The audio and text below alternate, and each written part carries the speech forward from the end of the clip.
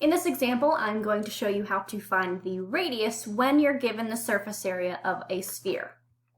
So, let's say the example tells us that the surface area is 1,342.2 inches squared, and it tells us that we're going to be using 3.14 for pi.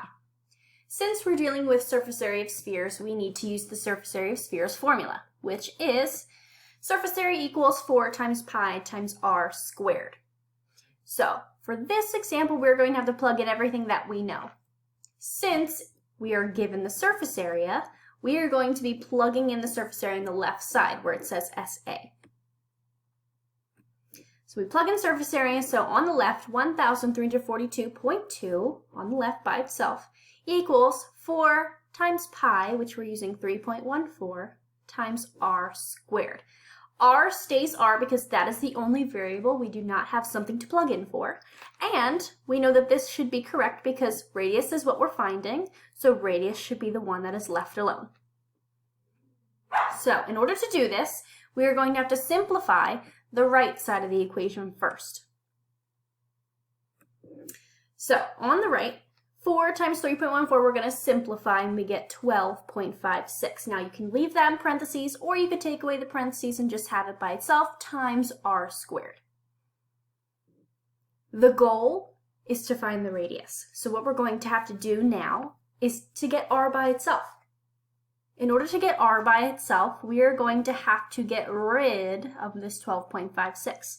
Now since it's 12.56 times r, the opposite, the inverse operation would be to divide by 12.56 so that we cancel that out. So since it's an equation, whatever you do to one side of the equation, you have to do to the other. So 12.56 divided by 12.56 cancels out. And again, whatever we do to one side, we're doing to the other. So we're doing the same thing to the left. So we're going to have 1,342.2 divided by 12.56. When we do that, we get 106.86, and on the right, since we canceled out those 12.56's, we're only going to be left with r squared. So, we do have r by itself, but it's r squared. We just want r. So now we're going to have to get rid of the squared. The inverse operation of squared, or the opposite of squared, is square root. So we're going to have to find the square root of both sides so that we have the value of r by itself. Okay, so 106.86, we're finding the square root of. The same thing on the other side, the square root of r squared. That's going to cancel those two things out. So squared and square root are going to be canceled. We're just going to have r by itself. So our value of r is going to be the answer to the square root of 106.86.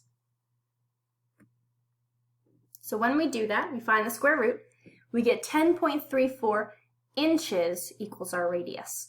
So we're leaving it just as inches because area is the unit that is squared. Since we're finding one of the dimensions within the formula, it's just going to be the unit, so just inches.